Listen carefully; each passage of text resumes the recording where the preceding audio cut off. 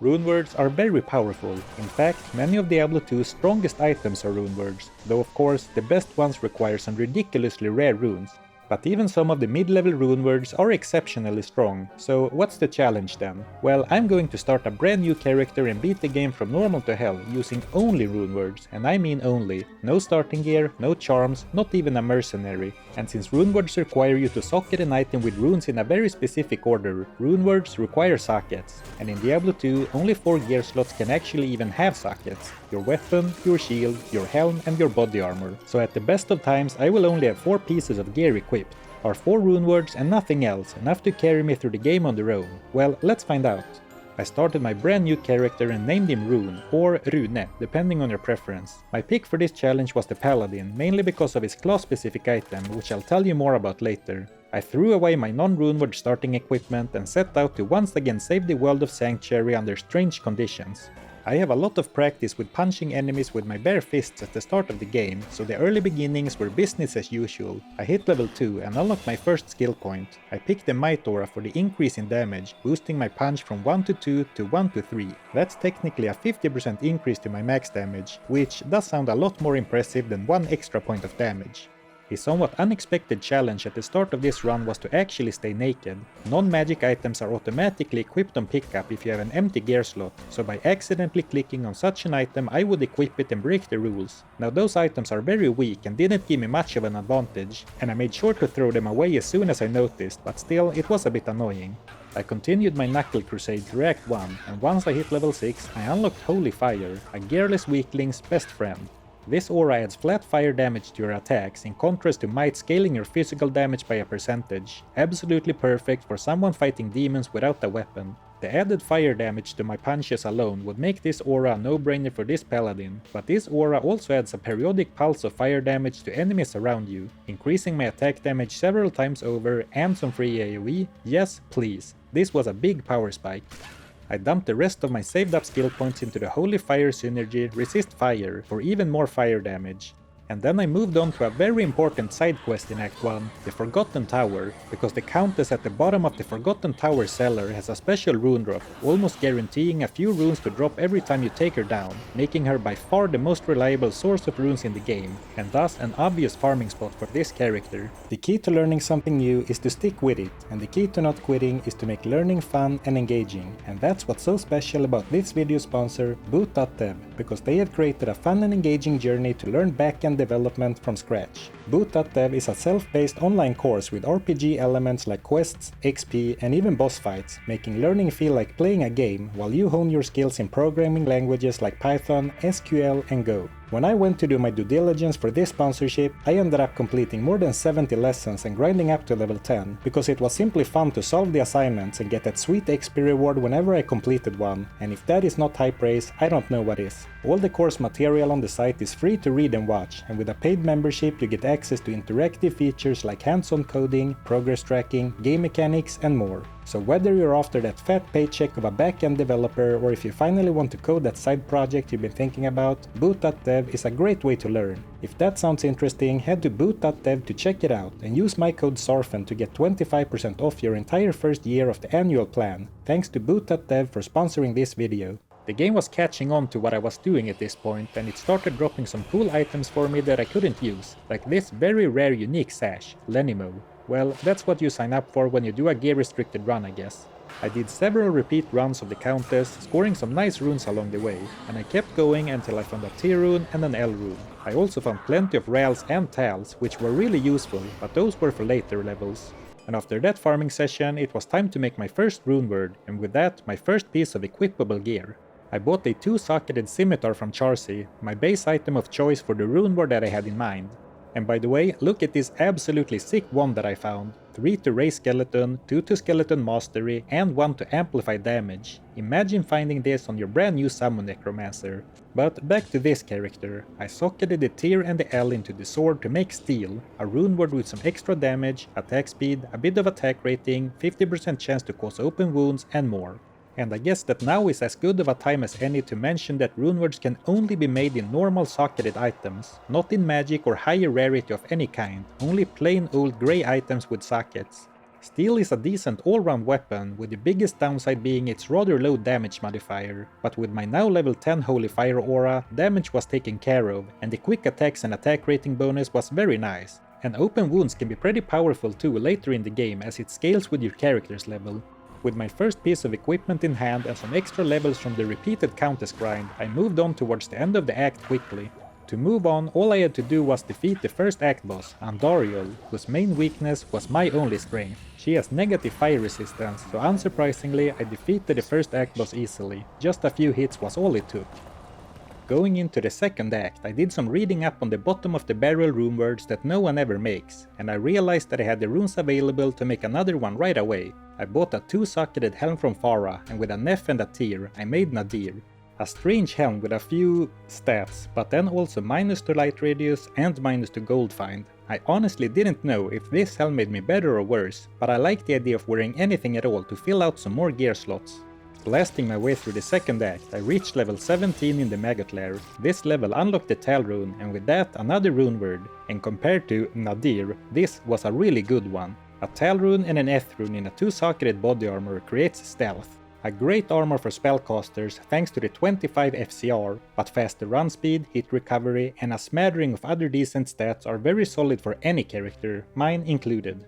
Duriel was up next, and he's a tough boss for low-level characters, especially melee characters that need to land attacks on him, between his Holy Freeze aura slowing you and knocking you into hit recovery to interrupt your attacks.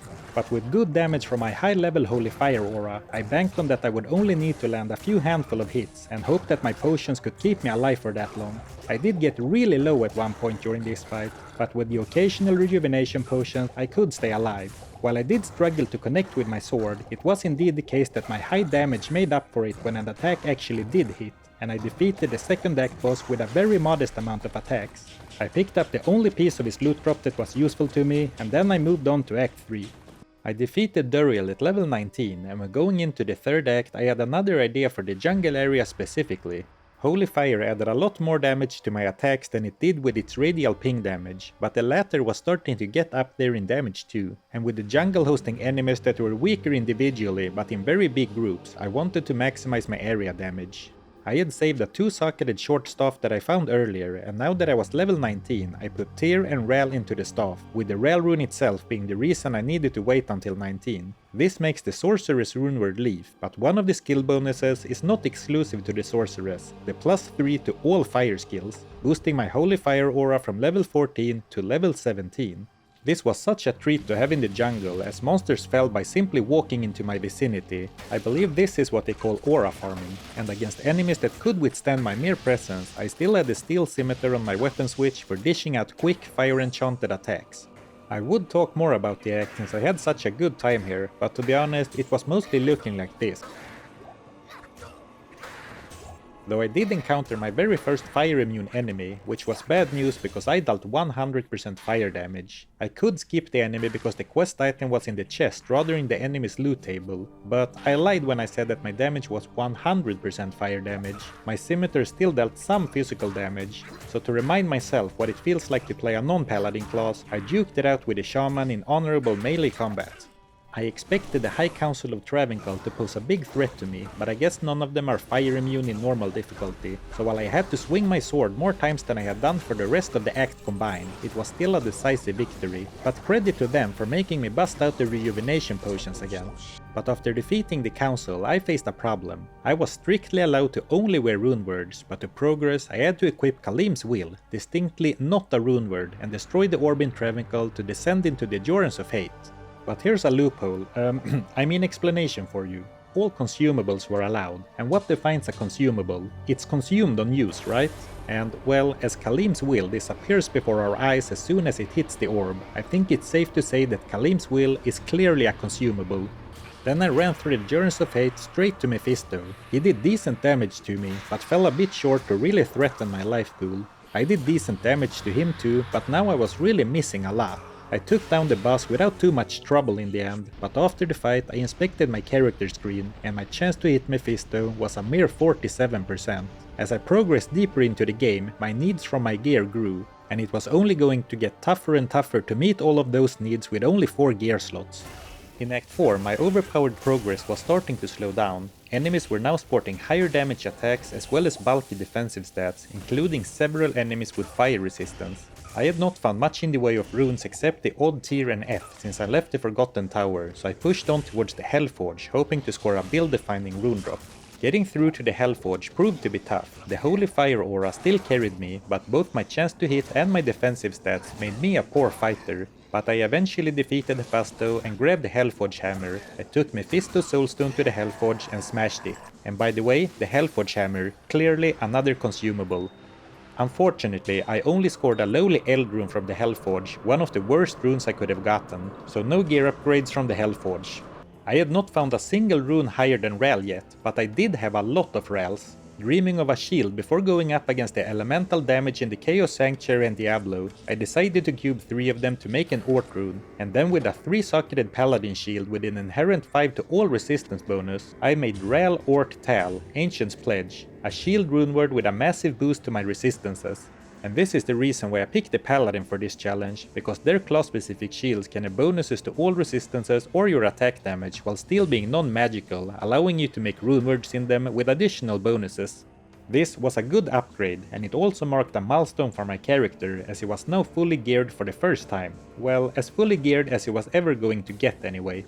Diablo was a tough fight too, and almost immediately he beamed me down to just 15 HP remaining with his lightning attack. I managed to escape, but that was a rough start to the fight, especially considering that I had just upgraded my resistances significantly with my new shield. Remember when I said that I was a poor fighter disguised by my strong holy fire attack? Of course you did, I said it like a minute ago. But this issue didn't just persist, it got worse. And now against Diablo I had an embarrassing 36% chance to hit. I didn't plan on using holy fire as a crutch forever, and Act 4 really made me feel like it was time for a respec. But knowing that it would feel better once I was in Act 5 with fewer fire resistant enemies, I stuck it out for now. Doing my best to avoid the major parts of Diablo's firestorm and lightning spells, and then trying to get a few swings in when I could, I chipped away at his health bar. I went through a lot of potions for this fight, but in the end, Diablo fell to the floor. A victory against the Lord of Terror, but I didn't feel great about my character at this point. Though as I mentioned, I thought Holy Fire would feel stronger again in the 5th act, and it surely did. My chance to hit anything was absolutely terrible right now, but with the strong aura most enemies were easily taken care of. After killing Shenk the Overseer to stop the siege of the barbarian town, I went to Larsak and begged him to socket a belt for me so that I could make a belt rune word. But no matter how hard I tried, it couldn't be done. And let me tell you, playing with just 4 quick slots for potions was a major inconvenience for this run. In the Frozen River I found a unique sword that was basically made for my build. Kinemil's All, a 2-handed sword with +6 to Holy Fire. What a cruel twist of fate to find an item like this when I couldn't use it. I threw the sword back on the ground, and while it stung, I actually think that I wouldn't really have liked to give up my shield for more damage anyway, since almost all of my resistances came from my shield alone. And speaking of resistances, with only 4 gear slots it would eventually become difficult to get my resistances up to a good level, even as a paladin, so I made sure to rescue Anya from her frozen prison. As her way of saying thanks for saving me from certain death, Anya went back to town and then closed her town portal behind her. Oh, don't mind me, I didn't want to leave this place anyway. But Mala was for some reason happy to have that rude girl back safely, so she gave me a reward instead. The Scroll of Resistances, for a permanent increase of 10 to all my resistances. After maxing out my Holy Fire aura fully with 20 points, I started putting my skill points into Seal, a quick multi-hit attack with an additional attack rating bonus, resulting in a decent boost to my single target damage output. And that was a timely upgrade as I was then heading into battle against the 3 ancient barbarians guarding the mountain and the entrance to the Worldstone Keep. My chance to hit had improved somewhat thanks to extra levels and a slight AR boost from Seal. It was still just about 50%, but with faster attacks and at least hitting every other swing, my fierce slashes dealt good damage to the ancients. And about a minute 30 after the fight began, I defeated the last of them. The only real remaining problem before the final boss was Lister and the Minions of Destruction. They simply overpowered me in melee combat. I tried cheesing them by walking in circles around them and let my aura ping them down, but they have decent fire resistance and high life regen, so that didn't seem like it was going to work out. So instead I walked them back towards the entrance and periodically attacked them when one of them walked a little bit ahead of the others. And here the open wounds from steel came in really clutch, because as long as a monster is bleeding, their health regen completely stops. And plenty of potions and portals to town later, I defeated Lister. I slowly grinded Bale's health bar down with Seal and Holy Fire to secure my victory over the first difficulty, but with my slashing power fading and the resistance penalty of Nightmare coming up, I felt that my melee fighting days were over. Before I moved on to Nightmare, I spent 2 minutes shopping for a specific scepter from Drognen, because once I moved on to Nightmare, it was time. What time? Hammer time. I respec my character and put as many points as possible into Blessed Hammer, then a few points into Holy Shield for some survivability, 1 point into Concentration, which for some reason increases the damage of Blessed Hammer even though it's a spell, and then the rest of my points into the Blessed Hammer synergy, Vigor. Next, I went to create my new awesome Hammerdin weapon with the Socketed Scepter that I bought earlier, and I used my last tier and L runes to create another steel so that I would be allowed to equip it. Some of you might have seen this coming already, but it did not turn into the steel runeword at all, but a gemmed scepter. And here's the reason. The steel runeword specifies that it works only in swords, axes and maces. And while the scepter is a mace class weapon, it even says so in the item's description. For the sake of runewords, the scepter is its own class of item and not simply a mace. Since gemmed is not a valid runeword, I sadly had to throw it away. I guess you never stop messing up your runewords even after thousands of hours in this game. It was a real shame that I bricked the weapon, but Blessed Hammer was still a powerful spell to get me started in Nightmare, good damage and large AoE, although a bit wonky with how the hammer spiral outwards from the caster, and it is also a ranged attack, meaning that I could keep my distance from dangerous enemies if I had to. But speaking of weapons, I did find an ethereal crystal sword in the Den of Evil, an unassuming drop at first glance but with a lot of potential, but more on that later. For now, I pushed on through Nightmare, spinning hammers around me like some sort of carpenter trickshot competitor. Once I reached level 30, I put a skill point into Redemption, an aura which periodically converts nearby fallen enemies to life and mana, a nice addition to the build to top me up after each encounter. Weaker enemies fell quickly to my hammer spam, and against strong enemies that I couldn't hammer down before they got to me, I stutter stepped backwards, leaving a field of hammers behind me as I walked away from them, minimizing the damage I took while they kept walking into the damage I put out. Going into the Forgotten Tower for the quest, I was debating whether to stay and farm the Countess or not, but as she dropped an Am rune on the quest kill, the best rune I could have hoped for, I didn't really have to make the decision in the end. I hurried back to normal to make use of the socketing quest from Larsuk, using it on the ethereal crystal sword I found to get 4 sockets. Then by cubing most of my other decent mid-runes up to a Thal, I had all I needed for a major upgrade. I put Tal, Thal, Ort and Nam into the sword, being extra careful to not screw up 2 runewords in a row, and that made the Spirit runeword an absolutely amazing weapon for casters. Plus 2 to all skills, 27 FCR, which although is a low roll is still a lot. And then 100 extra mana, almost doubling my total. And it even had some defensive stats on top too, like the 22 to Vitality, an absolutely amazing weapon upgrade for my Paladin. With more damage, faster hammer spam and more mana to sustain the barrage, I made short work of the rest of Nightmare's first act, including Andariel, who I hammered down with holy magic in no time. She dropped a Butcher's Pupil with a high damage roll, a strong melee weapon for Nightmare, or even hell if you can upgrade it or if you're up for a bit of a grind.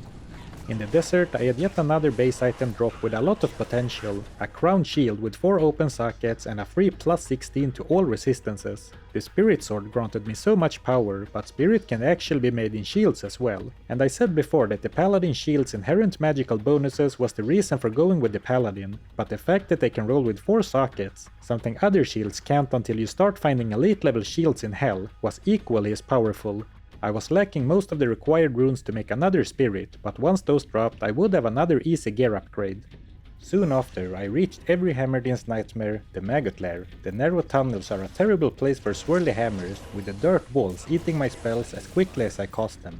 I could still hit enemies by walking as close to them as possible, but it was finicky to set up and I could only take on 1 enemy at a time this way. Though to be honest, if the inconvenience of not getting full value from my AoE was my biggest complaint, things weren't too bad in Act 2. And that was indeed the case, because after the Maggot Lair, the rest of Act 2 was smooth sailing. I even found my second Am rune in the tombs, which I needed to make the second Spirit runeword. But I was a little bit flimsy defensively, so Duriel was going to be a problem. Against normal enemies I stayed alive by dealing damage so quickly that they either died before reaching me or got stun locked into hit recovery forever, but Duriel could not be dealt with that way. though I had a little strategy up my sleeve. Usually you want to always have the concentration aura active when using Blessed Hammer to boost the damage, but you can of course cast Blessed Hammer without concentration, and this is the reason why I put skill points into the Blessed Hammer synergies rather than the concentration aura when I respec, even though it led to slightly lower damage. Because sometimes it makes more sense to not use concentration, like using the Vigor aura for movement speed to stay at a healthy distance from Duriel. My DPS was a lot lower when running around this way compared to standing my ground and spamming, which led to a drawn out fight, but it was also a lot safer. We danced around each other in his pit for a couple of minutes, and then when I noticed that he was down to his last bit of health, I swapped back to concentration, drank a bunch of potions, and held down my Blessed Hammer button to finish the fight. Speaking of Duriel, I found this shell in the jungle. This unique body armor has good defensive stats, including the elusive cannot be frozen stat. Not that I was really unhappy with my stealth armor, it was great for my build, but now I was starting to see some very good non-runeward loot drop that I was not able to use, and it just felt bad to throw it all away. Maybe this was partly a skill issue, but I did notice an increase in the amount of times where I dropped uncomfortably low towards the end of Act 3. I dealt a lot of damage really quickly, but due to the nature of Blessed Hammer I had to constantly reposition myself, often very close to enemies, so a lot of the time enemies had time to deal damage to me as well. I pushed on for now, but I started to think about ways to shore up my weaknesses, even though it was a little bit tricky to brainstorm solutions with only 4 gear slots available, no charms and no mercenary. And Mephisto was no joke either. Again, I couldn't quite hit Mephisto with my hammers if I was standing at a range where I could comfortably dodge all of his spells, so I had to stand at a range where I could not dodge his spells. But with a little bit of hit and run tactics and disengaging to heal up when I dropped too low, I was able to defeat the Lord of Hatred. He did drop some pretty cool items, though nothing to sulk over. My defensive issues were still present, but Act 4 offered big open areas compared to the end of Act 3, so for the time being I could ignore my problems and push on a little bit further. After barely coming out on top against Hephasto the Armorer, and I mean barely, I once again smashed Mephisto's Soulstone at the Hellforge, filled with anticipation. I got an Io rune, which could be useful down the line, but it wasn't what I was looking for at the time. Something like a Soul rune to be able to make lore, or one of the runes I needed for my other spirit would have been much more useful to me right now. I continued into the Chaos Sanctuary, and after another extremely close call against the Infector of Souls, I was ready to take on Diablo.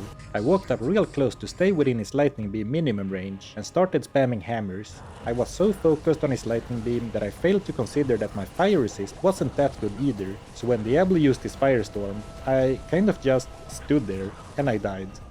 Somehow being overconfident going into this fight, I didn't have a safety portal set up, so I had to endure a jog of shame back through the River of Flame. Though once back at Diablo, he decided to finally use the lightning beam, and I was indeed able to dodge it by standing really close, granting me a window of opportunity to spam Blessed Hammer safely. I took Diablo down, noted that he dropped useless loot, and then moved on to the final act of Nightmare. Act 5 was a good opportunity to grind some additional levels before Hell, and except in some areas that spawn with a lot of ranged enemies, the maps and the monster types in this act really favored Blessed Hammer. I once again rescued the captured barbarians for the reward of Rel, Ort and Tal, and now I was just a Thal rune short of making the second spirit in that crown shield from earlier. The close calls were fast and frequent in Act 5. It felt like the Hammerdin required a bit more bulk to really shine, bulk that I could not easily acquire, but I pushed on instead of going back to the counters to farm more runes for upgrades. I had been secretly planning ahead already, foreseeing some big troubles when entering Hell, but I'll tell you more about that once we get there. The Ancients were too tough for me to fight head on, but by leaving a field of hammers behind me and going for a walk around the summit, I kited them into submission.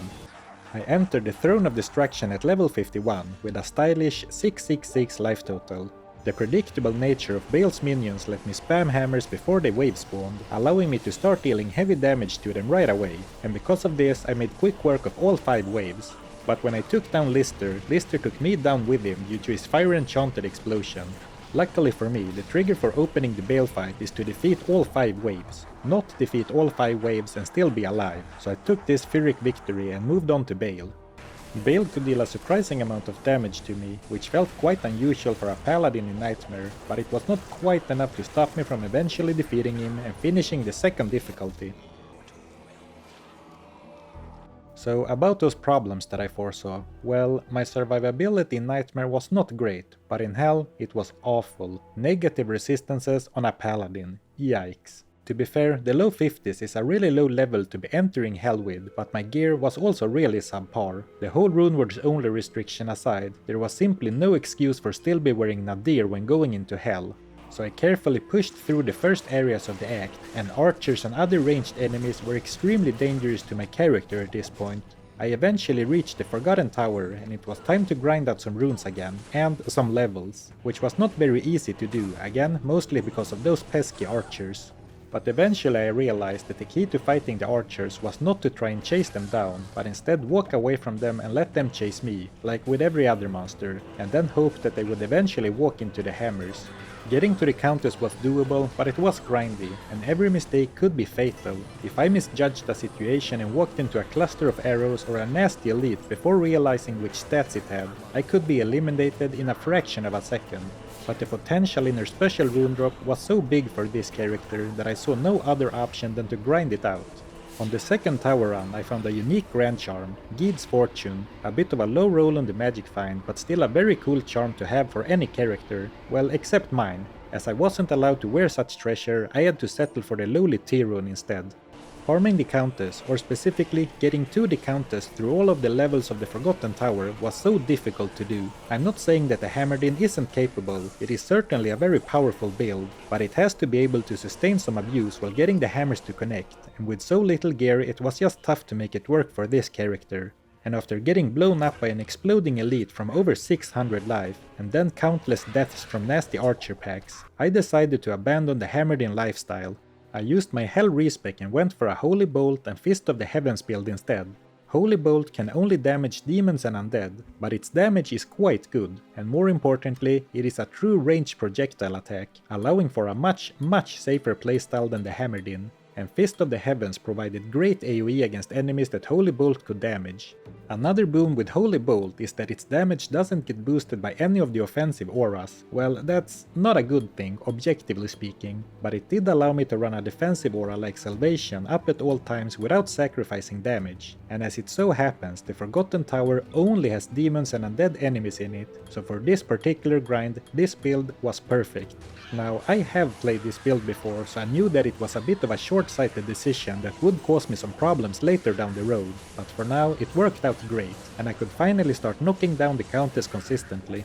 I eventually found that missing Thal rune and made my second spirit rune word in the crown shield from earlier, a very nice damage boost, though at the price of a decent loss to resistances. My fire resistance in particular was really bad now, especially when I was not running with Salvation up. But other than that Thal rune, I actually didn't find that much. I didn't even find a single soul rune which I was looking for. Though eventually I did manage to cube one from 3 end runes and used the soul together with an ore to make lore, +1 to all skills, lightning resistance and a little bit of damage reduction. A very much needed helm upgrade. Goodbye Nadir, you will not be missed. Now I was kitted out in double spirit, lore and stealth. The classic budget power setup for casters. Except this time instead of being the core of the gear loadout, it was the entire gear loadout. While I had not gotten any really good rune drops, I had gotten the main 2 that I was hunting for, and not only that, I had also gained over 10 levels in the tower, a perk of having a pretty bad tower map I suppose. So at level 65, with 2 new pieces of gear, I left the tower. Though when moving out into the fields again, a big weakness of the Holy Bolt spec began to show. Against enemies that are neither demons or undead, it does nothing, but to max out Holy Bolt and FOH I only needed 40 skill points, and even after getting some nice utility skills I still had a decent chunk of skill points left over, so I put those points into Conviction and Holy Shock to make the single target lightning damage from Fist of the Heavens stronger. It was not the strongest attack, but it was serviceable to fill the gaps in Holy Bolt's coverage, for now anyway. But do you know where Holy Bolt really excels? Against act bosses, because every act boss in Diablo 2 is a demon, and with quick, long-range projectiles dealing thousands of damage per hit, I was well equipped to take on Andariel. And similar to Nightmare Duriel, having the Vigor aura to swap to for a quick movement speed boost was really nice to have, and made kiting Andariel very easy. And with Holy Power, I banished Andariel from the Catacombs, and from existence. And while there are a lot of undead enemies in this place, there are also a lot of random beasts and monsters that are not bothered by Holy Bolt. But investing my excess skill points into a backup attack proved to have been a wise choice, because I was actually surprised how well I was able to handle enemies with Fist of the Heavens alone. Until I encountered the beetles, that is. They are naturally immune to lightning damage, and in the Maggot Lair there were no option to maneuver around them. My now decent level Conviction aura was technically able to break their immunity, so I could deal damage to them, but even with their immunity broken, they were still left with very high lightning resistance, so the damage was almost nothing. I actually found that it was faster to use Smite together with my old Steel Sword to trigger open wounds on them and then slowly bleed them out. Though while it was faster than throwing lightning at them, it was still very slow, so the Maggot Lair was a real grind. But to look on the bright side, it was still pretty safe, since Smite stuns enemies and the narrow tunnels made sure I could not get swarmed. The Claw Viper Temple was also a bit tricky, but compared to the beetles, every other enemy I had to fight felt like a gift. The snakes could charge me for big damage, but by kiting them through the corridors it was rather safe, as long as I didn't get overconfident and rush too far ahead, though level 2 was a bit tricky because there was simply no room to retreat backwards. But I narrowly managed to run past Fangskin and then didn't get too many other enemies in the area, and with that little bit of space to move around in, I could take the last few snakes down and secure the amulet. And after those two areas, the act was thankfully mostly demons and undead after this point. The mummies in the tombs, who are magic immune, could still be taken down with Holy Bolt, even though that deals magic damage. I guess the holy anti-undead nature of the spell has higher priority than resistances. I kited Duriel around this tiny pit with Vigor and Holy Bolt. The act bosses were not the main issue for this character, but rather questing through tricky areas with non-demon and non-undead monsters. When Duriel was down to his last bit of life, I stood my ground and spammed my spell, and that worked out perfectly fine. The fight against Duriel in Hell lasted less than a minute. Holy Bolt really was an incredibly powerful spell against enemies that it worked on.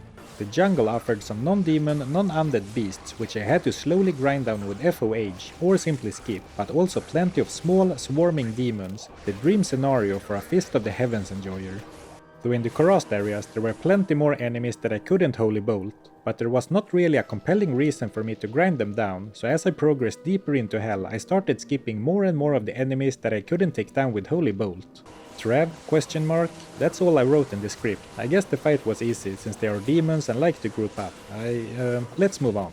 The scariest part of Act 3 were the dolls. With their fast movement speed and on-death explosions, combined with my high damage output, it was easy to get into situations where they ran up close to me before I had time to react, and then I blasted them with Holy Bolt at point-blank range, causing me to take heavy explosion damage.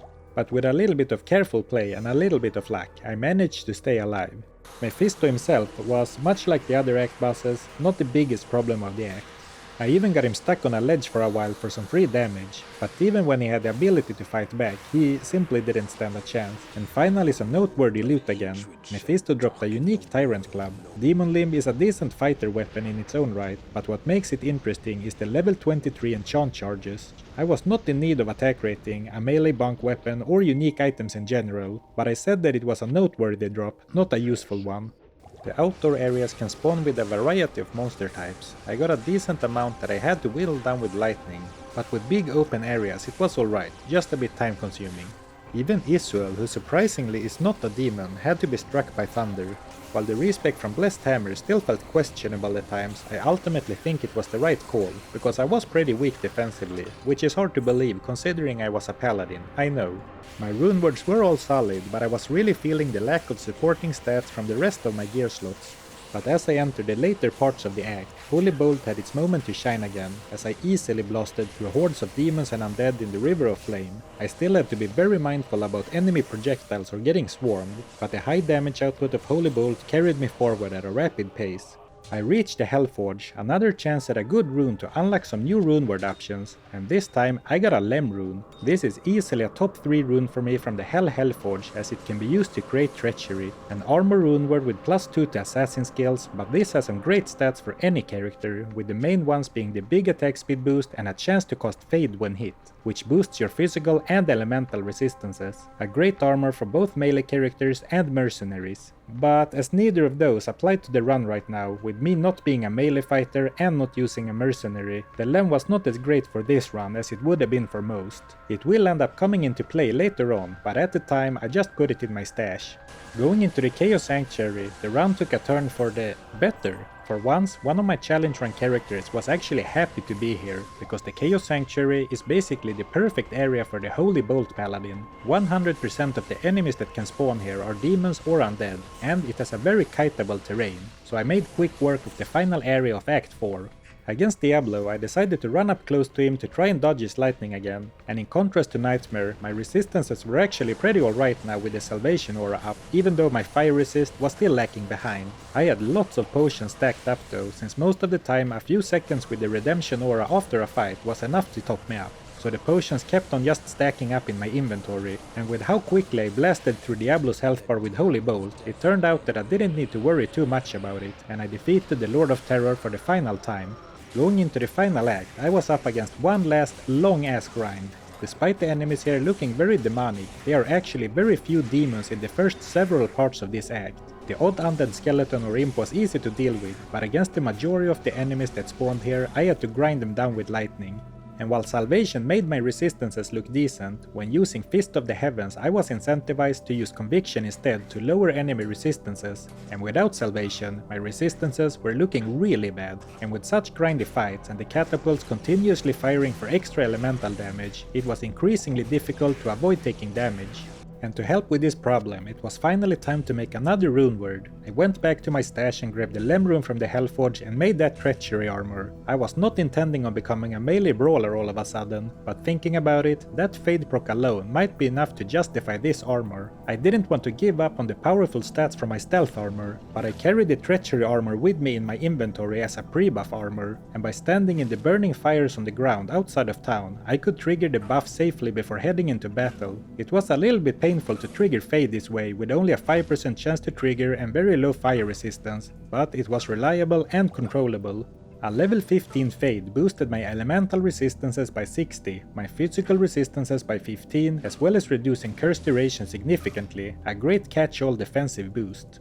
And at that level Fade lasted almost 5 minutes too, which was very handy for helping me keep the buff up even without using Treachery as my main armor.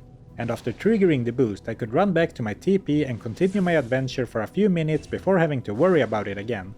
Though, to be honest, this sounded great on paper, but in reality, even with a 5-minute timer, it was a bit tedious, so pretty soon I reserved the Treachery pre-buff for use only when I encountered some extra nasty enemies instead of trying to keep it up all of the time. And here's something cool that I discovered on this run. Look at this door. I cast 3 Fist of the Heavens on it, leaving it at around 60 life remaining, and when I switched to Conviction, 2 more hits were enough to take the rest of the door down. And in contrast to most other lightning damage spells, FOH actually has a very tight damage range with lightning, so it seems to me that you can lower the lightning resistance of a door with Conviction, despite the negative aura effect not showing up under it. Maybe that'll be useful knowledge someday. I reached the area at Summit, and I knew that this would be a tough obstacle to tackle. 3 strong warriors, all immune to Holy Bolt. I pre-buffed myself with Treachery outside of town to give myself the best chance possible. I went back to the summit and summoned the Ancients. The fight started off alright, with me kiting them in a loop around the area with Fist of the Heavens, but right when things were starting to look decent, extra fast Talik connected with his whirlwind once to drain my life pool, and before I could drink a rejuve, he hit me again and killed me. The second attempt, Talik and Korlik were cursed, and this can be a death sentence, but I decided to give it an honest go anyway. And this time, none of them were extra fast, which actually meant that I could kite them completely safely with a great range of FOH and the speed boost from Vigor. I slowly wore them down while going around the summit, taking down first Korlik and then shortly after Talik. And during this I barely got hit, and at this point I had already taken out the victory in advance, but then Madak. Madak is always lightning immune in Hell. Much like the Beatles from Act 2, Conviction could break his immunity, but he was left with lots of lightning resistance, so my attacks barely tickled him. And here I realized that I had messed up. I had planned to take him on using the Smite plus Open Wounds tactics, but I had forgotten to bring the Steel Sword into the fight. My cube was filled with nothing but potions, and my weapon switch was empty, so I had no choice but to grind him down with FOH alone. But then I stumbled into a very lucky situation. Madak got stuck in a place where his axes got eaten by a stone pillar, but since FOH is not a projectile but a godly beam from the heavens, it hit Madak when he couldn't hit me. A completely one-sided situation. This made things look great again, but soon another problem. I completely ran out of mana potions. Was I really going to use my remaining rejuves for mana only? No, I needed those in the Worldstone Keep. but in this roller coaster of a fight I found that I had one unspent skill point, and in the middle of battle I invested that into meditation for a massive boost to mana regen. Now I still needed conviction to actually damage Madoc with FOH, but then as soon as I ran out of mana I swapped to meditation and waited for a few seconds for my mana pool to fill back up, rinse and repeat. Fighting like this was a pain, and Madoc alone took the Ancients fight from a 4-minute encounter to over 16 minutes, but with meditation and the lucky situation with the pillar, this fight was won long before it ended. It just took a while for the victory to materialize, and I was happy to take the W, regardless of how it came to be. The Wellstone Keep was perfectly fine as far as what types of enemies spawned. I did get a few souls, which are usually a big problem, but with my long-range Holy Bolt, it was for once me who was sniping the souls from the edge of the screen instead of the other way around. And I thoroughly enjoyed this chance for revenge for all of my heroes they have killed in the past. Then I was up against the Throne Room waves and Bale's minions, and all 5 waves consist purely of demons or undead, and that together with the predictable spawn locations made them very easy to defeat with holy magic from a safe range. And then Bale. In hell, Bale is extremely tanky, and his annoying spells deal decent damage and can screw with your positioning. I once again utilized my long-ranged advantage. Bale could attack me back even from the edge of my screen, but not with all attacks. And I found it quite funny how he kept casting his mana burn spell at me from that range even though the attack itself doesn't reach that far. But at the end of the day, Bale is a demon, and this fight was merely a formality, and within a couple of minutes I defeated the Lord of Destruction and claimed my victory. Diablo 2 beaten while wearing only 4 pieces of gear, using no charms and no mercenary. Are Runewords a little too good, or is it perhaps the Paladin who is a bit OP? Well, yes. Thanks again to boot.dev for sponsoring the video, links in the description and the pinned comment if you wanna check it out, or scan the QR code on screen. Thanks for watching, and a special shout out to all my supporters on YouTube and Twitch. You are like a spirit runeword in a paladin shield with 45 to all resistances. Absolutely awesome.